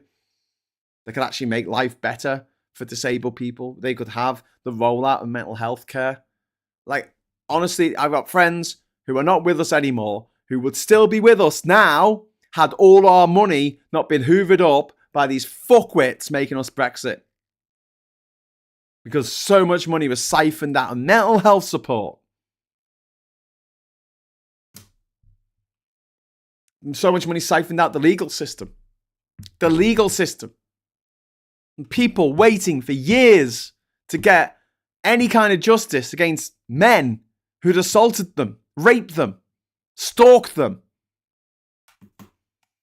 No, sorry, there's no money. Why not? Well, we had to give 39 billion to the EU, and because we're not a member with this, trading union, which is the biggest and most successful trading union in the world, we're a bit short of cash. 90 billion shortfall for the exchequer every fucking year. 90 billion every year. It's 450 billion pounds shortfall so far. Probably more than that. It's probably like half a trillion. Half a trillion. Do you imagine that much money? Yeah, sorry, we don't have that. We could have had it. We could have fucking had it. Could have filled in the potholes. Could have fixed the rack in the schools. Could have got down the waiting list to 0. Could have done all that. Could have brought in a fucking universal basic income. We could have done. Ivan, thank you very much. The worst things in my life are my severe mental illness, losing my Auntie Lynn, my second mum, and COVID. I'm unable to step out the front door or even go into my garden. I'm sorry, Ivan, and I'm sorry that you're not getting the support that you deserve. And I also, I feel like if the government had more money, they would be able to provide these services that you deserve and that you need. But they don't have the money because we voted to impoverish ourselves. We voted to put economic sanctions on ourselves. We voted to tell our rich, wealthy neighbours who bought loads of our stuff to fuck off, and we were going to trade with poor people on the other side of the planet who don't want our stuff and don't need our stuff and can't afford our stuff anyway. Yeah, it's really grim. It's really grim. Anyway, listen, I'm going to have to rattle through the papers because I'm going to be back in just over an hour because it's going to be Prime Minister's questions today, isn't it? I think, unless they're broken up for Christmas, which they might have done. I don't know. So first of all, we start with, kind of bizarrely, the Daily Star. Vlad's pussy galore. Putin cronies claim Larry the Downing Street Moggy is Ruski octopussy for snubbing Ukraine President Zelensky. Okay, whatever. Fuck off. I'm just annoyed that I actually bothered reading that out loud because it just wasn't going anywhere. Tube worker caught using siren to wake homeless woman at station. Fuck off. What a prick. What a fucking arsehole. Fucking hell. But then again, you know, if we hadn't Brexited, remember to like and subscribe. If we hadn't Brexited, I think there's a very good chance that there wouldn't be any fucking homeless people now. I know that you might think, well, if you hadn't Brexited, then Labour would have taken over. Would Labour have taken over? Yes, they would have done. Because, look, here's the thing. If you hadn't Brexited, there wouldn't have been an election until 2020, which would have been lost by Jeremy Corbyn, which the one in December 2019 was. So, you know, just an inch off that. But the Tories would have been returned with a much smaller majority. They would have bundled their way through COVID, which they did. And then after COVID, we would have had another election this year, in which the Conservatives were yeeted out of office, not because the economy was doing so shit, but because their response to COVID was so shit. And at that point, we could have seen Labour come in with a massive fucking surplus budget for the Treasury to spend on all the fucking fancy little baubles that it wants, and, you know, actually give people the things they need to live a good, happy, healthy life. There is an alternative timeline where that all happens. But my concern at the moment is that the same billionaires that wanted Brexit to happen, the same billionaires that wanted Trump re-elected, are the same billionaires who are now backing fucking Nigel Farage to become Prime Minister. Anyway, yeah, but like I say, everything you can think of in this country has been made worse by Brexit. The reason why it's £7 a pint now down the local is because of Brexit. There's a straight line from us leaving the most successful trading union in the world to pints costing £7.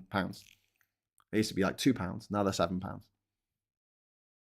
Make it make sense. Oh, it's because we don't trade with our closest neighbours. And as someone who's been to all of these countries that we said we were going to get great trading deals with, and I'm like, what's the point? What is? I mean, no offense to Cote d'Ivoire, but what's the fucking point? I'm going to buy our stuff. Benin's not going to buy our stuff. Togo's not going to buy our stuff. Chad's not going to buy our stuff. CAR, they've got enough fucking problems. You know. They're so like, what are they going to buy on Nissan Qashqais? What are they going to buy a fucking share portfolio off some city fucking broker in the city of London? No, they're fucking not. They want cheap clothes. They want cheap. They want cheap accommodation. They want cheap food. Things we can't possibly provide people with in developing nations. We could provide investment, absolutely, but trade. Are you kidding me? Imagine, like, you go into the bank. This is Brexit, right? You go into the bank and you go, I'd like a loan to start a business, please. And they go, oh, what's your business going to be? You know, I'm going to buy stuff cheap. Okay, explain this to me. Well, at the moment, right, if I want to buy stuff from Namibia, right? If I want to buy stuff from Namibia, then there are certain rules that I've got to abide by because we're part of the EU. There's a certain way that the packaging needs to be labelled and needs to be checked to see if it's going to kill people or not, whatever, right? But if we leave the EU, we don't have to get those labels and we don't have to do those tests. So we can buy those products cheaper because you don't have to put the extra effort into it. You know, we can just put all these, you know, what are we buying off them? We can put all this stuff in a burlap sack, you know, it's fine. You know, we don't even have to put it in, you know, clean packaging that's not going to contain any diseases like smallpox. It's fine, you know, we'll be able to buy it cheaper. Oh, cool. So you're going to just buy these cheaper and then you're going to sell them onto the EU. I presume. No. Sorry, what? No, we're not going to sell any of it. So you've just gone in to ask for a bank loan to set up a business and you don't intend to sell anything. No, but we'll be able to get all this stuff dead cheap because we don't have to have the right labeling on it. Okay, please tell me you are going to at least try to sell stuff to, I don't know, someone. Yeah. We're going to try and sell stuff to people who live in Kiribati. Where the fuck is Kiribati? Well, it's on the other side of the planet. It's the only country that straddles 4 different hemispheres. If if you're a bit of a geography geek, it's quite exciting. And also, it's pronounced Kiribati, but it's spelled Kiribati. How cool is that? Okay, cool. How many people live in Kiribati? Oh, fucking, I don't know, 10. Okay. And what are you going to sell them? Nissan Qashqais. For their tropical island. Yeah, for their tropical island. How many roads on this tropical island? 1. Not really a road. More of a dirt track. Okay. I'm not going to give you this loan because this is the maddest shit I've ever heard in my entire fucking life. You're going to sack off your wealthy neighbours that live nearby, and then you just got to trade with poor people on the other side of the planet. Yeah. We've already got a trade deal with Papua New Guinea ready to go. Oh, Papua, do they have roads? Well, they do, but a lot of the country is impenetrable rainforest and they can't actually build roads. So if you want to go from, I don't know, Wewak to Leh, you can't actually drive. You've got to take a boat. Got to go around the coast on a boat. Wewak to Madang.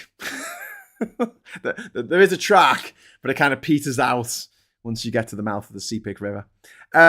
Ms. Paula Thomas, thank you very much for the £2 super chat. First pint I bought was 18p. Oh my God, Miss Paula Thomas. Oh, totes jelly. Totes jelly. Isn't that mad? It was 18p, and that you've given me a £2 super chat, and that wouldn't buy a pint now. It would when I was younger, easily. Ivan, thanks for the £20 super chat. You've been very generous this morning, Ivan. Thank you so much. Ivan, I am about my aunt who died. She would have died whether in the EU or not. I would still be ill and housebound whether in the EU or not. I know my own life and circumstances. Yeah, but Ivan, okay, that's fair enough. And I'm not saying that is direct causation, but you don't get the support that you should get from the state. You're having to go private with getting help, and that's disgraceful that you're having to go private. That should be helping you out. Even me, I'm not as affected as you are, but I didn't get my ADHD diagnosis for 2 years after I applied for it. I got diagnosed in January this year, and I haven't started taking any medication yet. In fact, I don't start titration until possibly next week. I hope, fingers crossed. And that whole process is now being shat upon by Wes Streeting, who's turning around going, "Oh, all these people saying they've got ADHD when they don't." Yeah, Wes. I wonder how Wes would feel if we said that he wasn't really gay. He's just made it up in his head. There's no biological basis for being gay, It's not like there's any gay animals, apart from all those gay chickens and penguins and lions. Anyway, yeah. So the way I see it, and your mileage may vary, I think that if the Chancellor had an extra 90 billion to spend on stuff in this country, investment in the people of this country, and we don't have any natural resources in this country, really, do we? We've got a bit of oil in the North Sea, but not enough to keep us going. We still have to import. We've had no gold since the Roman times. The tin mines of Cornwall are silent. The coal mines of Durham have been abandoned because we have split seam mines here, which aren't great for getting the coal out. I suppose we've got stuff we can make. What's it called? Shale, is it? We can frack, but no one wants that. We can frack in Blackpool. So it's the poorest parts of the country, isn't it, that get fracked? Totally fracked. But the reality is, we haven't got much. We might have some lithium in those old tin mines down in Cornwall. I don't know. But generally speaking, we've got no uranium, got no gold, natural resources. We're not overflowing. Perhaps it's water at the moment, but all of our water's mixed with sewage. So you can't even call that as a win. What do we have? What do we have as a natural resource that's actually fucking boss? The people. The people of this country just absolutely punch above their weight in so many different ways. And it's not necessarily people who are born here. It could be people who have come here later in life as an immigrant or settled down, have a family here. But the amount of cool shit that has come out of this small island, innovation, music, books, movies, like think about Hollywood, right? Their bread and butter has been remaking British books. The biggest franchises in Hollywood history until the Marvel franchise came along was what? Harry Potter, British book. James Bond, British book. Lord of the Rings, British book. Frankenstein, British book. Dracula, British book. The Time Machine, so anything to do with time travel, British book.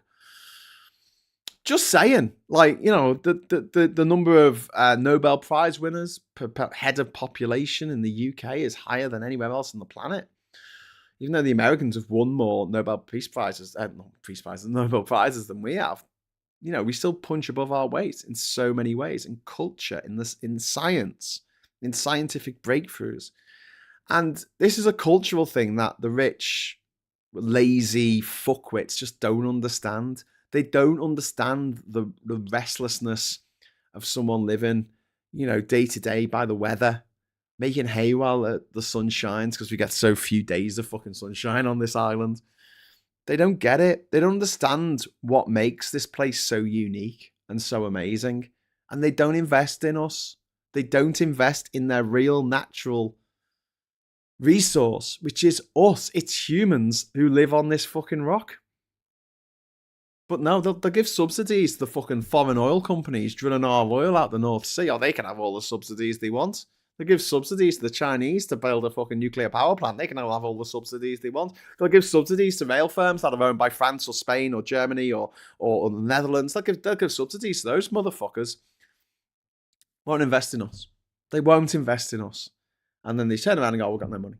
Austerity. No money. Austerity. Whatever. But I guarantee that if we had stayed a member of the European Union, so many things right now would be very, very different. And I know a few people who would still be with us who aren't. That's been my experience. Your mileage may vary. The I-paper here fears UK and Europe can't fight Russia alone as Trump turns on decaying nations.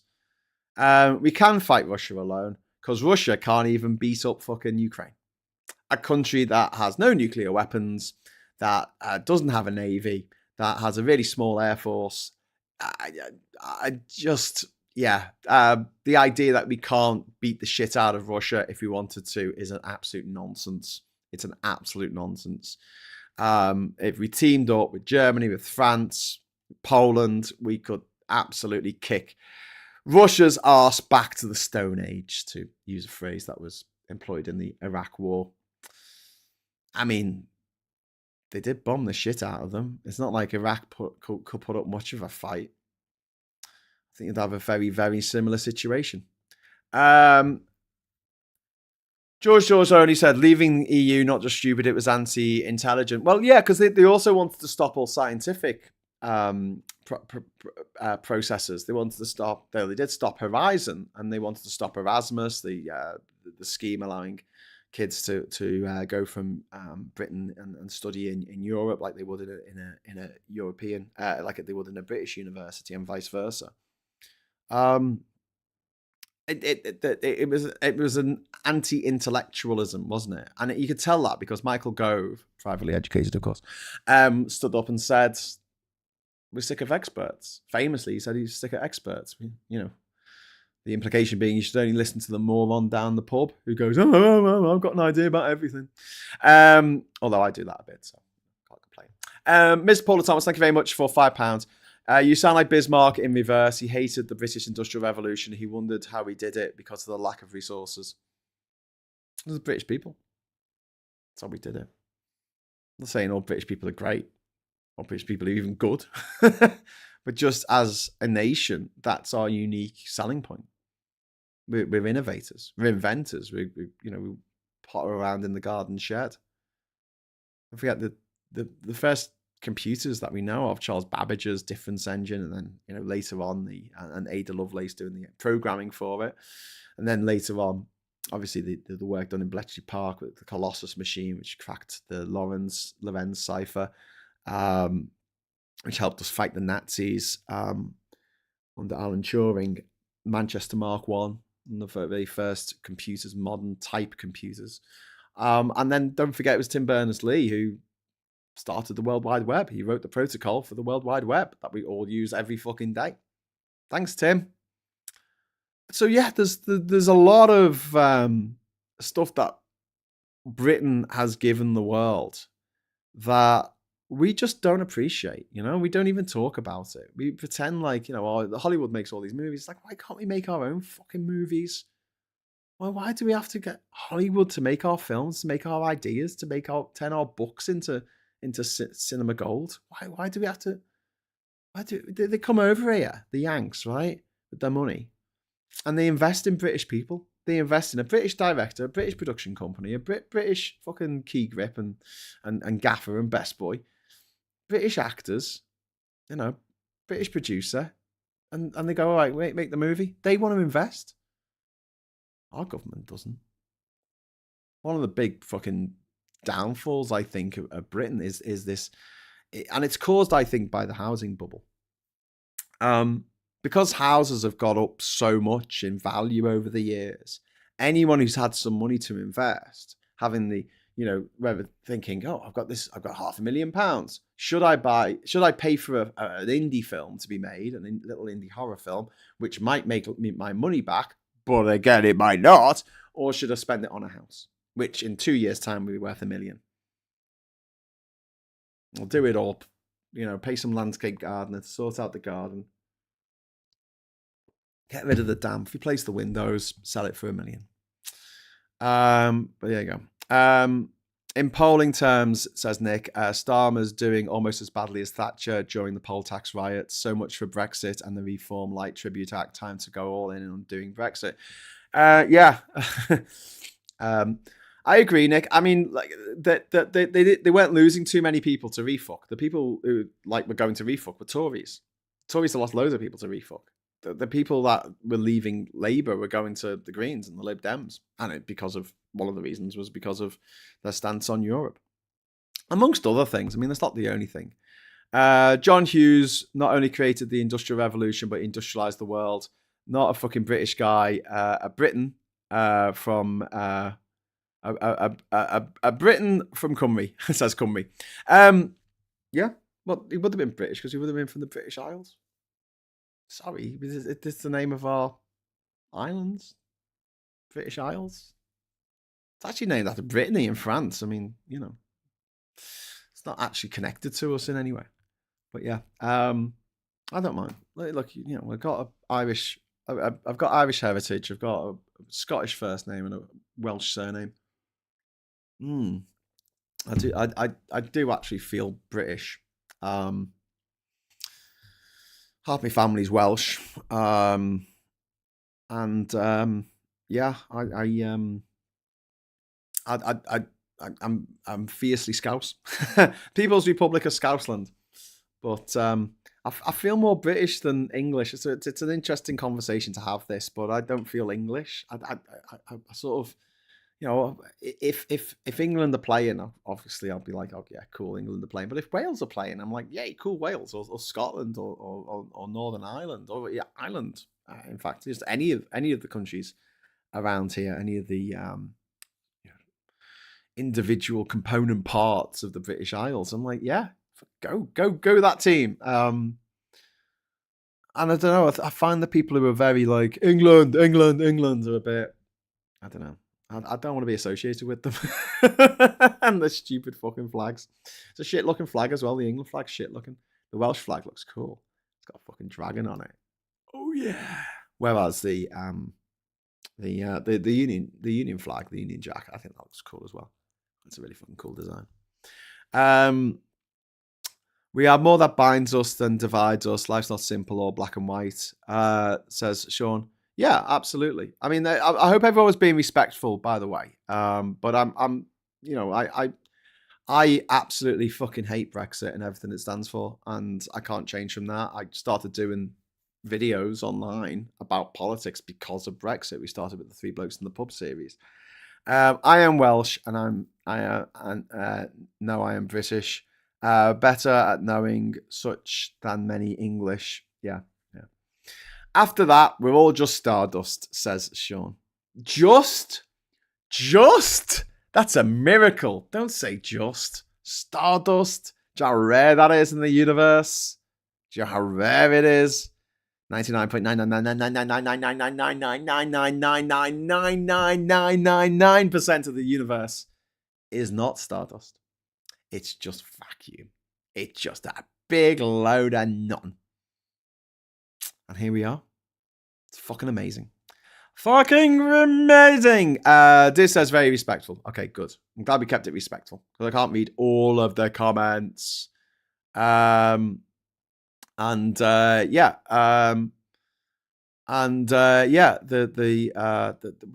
happening here? What's happening here? Hang on a sec. Emergency. Got to send a message. Right, it's 11 o'clock. I've got to go. I've got to be back on in an hour doing the fucking the PM, the QPM. I've got to have some breakfast. Let me go and have some breakfast. First of all, let's do the papers very, very quickly. We will never get our cash back. Fraud and error under Tories cost £10.9 billion and it's beyond recovery. Joe, it's also beyond recovery. The £500 billion that were lost because we left the EU. Okay, next we've got Claudia there with she's been awarded an MBE, a member is it, of the British Empire? Should be British Excellence, but whatever. Trump, Europe is weak and decaying because of immigration. Go fuck yourself to death, Mr. Trump, I hate you.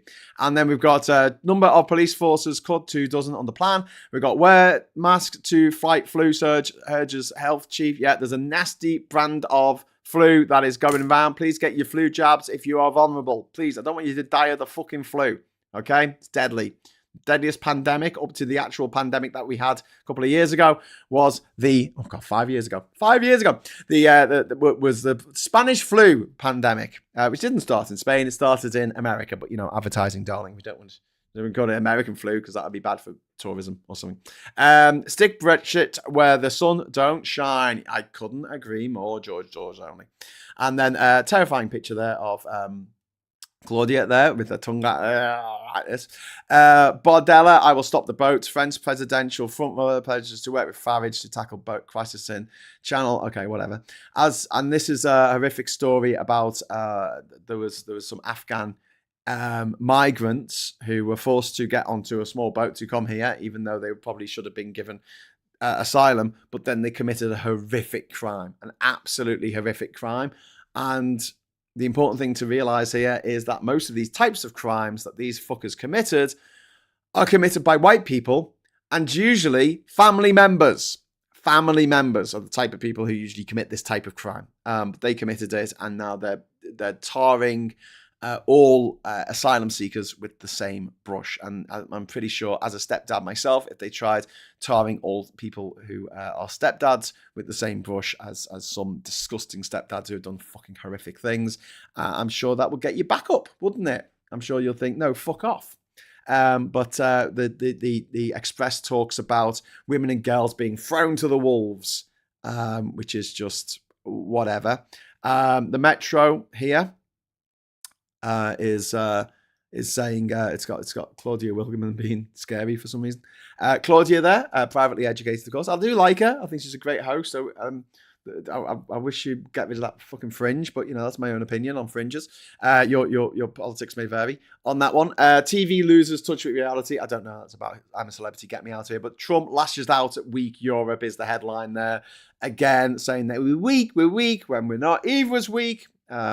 As Carrie's mum famously said. There's a story about Matthew Perry in The Guardian by the people who knew him best. There is social media. Millions of under-16s lose access to social media as this ban begins in Australia. We've got the PM urges Europe to curb human rights laws. Pardon me. To halt rise of populism. We've got steak knife spy inquiry impeded by MI5, a report there. We've got Trump lambasting decaying Europe. And traitors and Strictly Come Dancing presenter Claudia Winkleman yesterday said she'd been left speechless after being made an MBE by King Charles III. What happened to King Charles I? What happened to him? What happened to... Tell me what happened. What happened to King Charles I? I want to know. Someone tell me. Oh yeah, he got his head chopped off, didn't he? Got his head chopped off. Anyway, I wouldn't name my kid after a guy got his head chopped off. Just wouldn't. Trump backs the oligarchs over his base. Of course he does. And long list of reforms, await next Fed chair. Oh, God. That's the Federal Reserve in America, which is going to get absolutely fucked by the new people that Trump has put into place to run the place like a bunch of dicks. ICE agents use vast data sets to round up people with gun. They go out with masks and guns and round up people for being black. Briefing here. We've got Badenoch calls Brexit a shock as MPs hold votes. She has listed Brexit and COVID-19 as being shocks that hurt the country. So even fucking Badenoch agrees that it was a shock, eh? That was bad for the country. Very interesting. Oil market glut feared. The energy market faces a super glut next year with new oil supply collides with global economic weakness. So what a shame. So they drilled like what Trump demanded. They drill, and they did. And now that's going to cause even more trouble for them. Hodge moves on havens. Don't know what that's about. Revolut offers buyback. Belarus balloon threat. Lithuania has declared a state of emergency after hundreds of smuggler balloons from its neighbour repeatedly forced it to close airports and threatens national security. Belarus attacking its neighbour there. Belarus very much up the arse of Russia. Just an extension of Russia, really, because the leader, Lukashenko, is just a pawn. What was he? A little sap. He's a little sidekick to Vladimir Putin.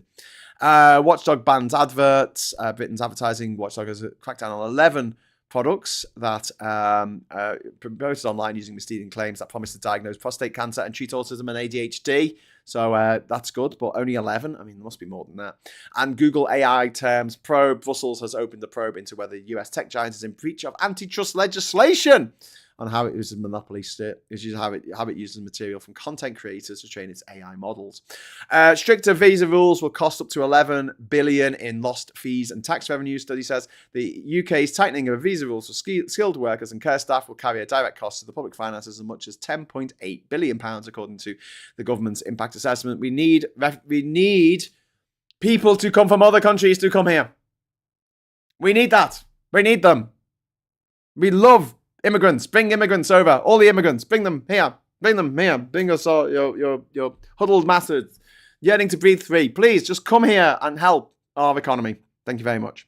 I would say I'd rather have unskilled workers coming from other countries. Go, oh, no, we have skilled workers who've got so many points. No, because then you're causing a brain drain in Nigeria because you're taking away all their doctors. You're taking away all the doctors from Ethiopia and Ghana and from Tanzania. Don't do that. Don't do that, right? Or India. Right, don't do that, right? Don't take the doctors because they're needed where they are, right? But people who are unskilled, get them to come over, do some jobs, work for us, work with us, work together in glorious harmony. It'd be awesome. Or maybe, whisper it quietly, we could rejoin the EU and then people could come over here from Romania, from Poland, from France, from Germany, from Italy, from Malta, and they could work for a bit and then fuck off home. How about that? Fuck off home to raise a family once they've made some money for us. Cheers. Yeah, that sounds great. Let's do that. Oh, that's so Machiavellian, Graham. Yeah, but everyone benefits. Everyone wins. They come over here, they do some work, they get paid really well, they have a good time, they go out in London, they get drunk, they fall over, they make some lifelong friends, they maybe meet the person of their dreams, and then they go back to where they, came from. Like, this is what the Brexiteers all want, isn't it? Go back where you came from and raise a family there. If you want, I don't mind. If it was up to me, I'd just open the fucking borders. As long as you've got a passport, we'll check the passports coming in. You want to work? Oh, fantastic. Brilliant. We've got 100,000 fucking vacancies in the NHS, so fucking, you're welcome. Come. That's what I would say. But, your mileage may vary. Hey, listen, I'll be back in 53 minutes with PMQs with Graham Hughes. So please join us for that. Thank you very much for the super chats. Thanks for keeping it cordial and respectful as possible in the chat. And thanks for, just being you. Thank you for sticking with us on this channel, please give us a like before you go. And I know it's become a bit cliche now to go, like and subscribe, but it is really important. That's why a lot of us content producers sort of ask so often, and hit the bell notification icon. So you will find out that I'm going live in 53 minutes time. And also at 6 o'clock tonight, Rachel and I will be jumping down the rabbit hole together, where we will have an entire hour of talking about anything but politics. So that'll be fun. So please join us for that. And until next time, say thanks for watching. Hello, good evening, welcome, and goodbye.